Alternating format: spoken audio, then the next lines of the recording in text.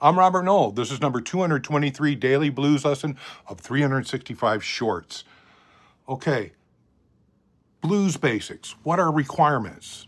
Okay, if we go back to my early videos in this 365 daily blues series, I go over a lot of things like forms, form 1, form 2, form 3, form 4, form 5. We've got to know the landscape. We've got to be able to move through the geography of your fretboard.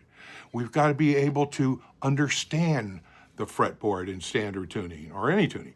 But anyways, what we're talking about, I'm going to cover again, okay? Because it's so important. If we're talking about chromaticism, we're talking about every half step, right? So E, F to F sharp, G flat, G to G sharp, right? You're moving every fret is every half step, or what we call semitones. So knowing chromaticism is really important. What if I tell you to do a chromatic riff? You gotta know. You gotta see chromaticism.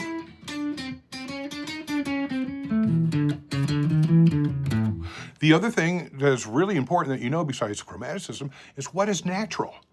Okay, if I teach my beginning students a natural scale, E, F, right, is a natural half step, G, A, B, C. So B, C, and E, F are natural half steps on the guitar. We see that in our basic open natural scale, E, F, G, A, B, C, D, E, F, G, A, B, C, D, E, F, G, A, B, C, E, F. So you've got to see your E, Fs, and B, Cs. That starts you to see how your guitar is set up note-wise. You need to be able to talk note names as well as eventually intervals in my Trinity chord scale arpeggio, okay? But realizing half steps, realizing the natural half steps of wherever there's a B, C is right next door. Wherever you have B, right, C is right next door.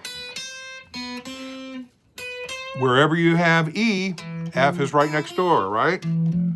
You need to see that. And also, what about your fret markers? Tell me where your fret markers are. Do you know 3rd fret, 5th fret, 7th fret, 9th fret, 12th fret, 15th fret, 17th fret, 19th fret? You better know that.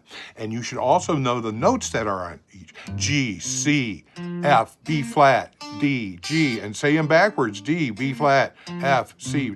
Go to the 5th fret, the 7th fret. Every fret, you've got to learn your note names. And you got to see half steps and whole steps. Start to understand the basics to navigate your fretboard. The basics. Do it.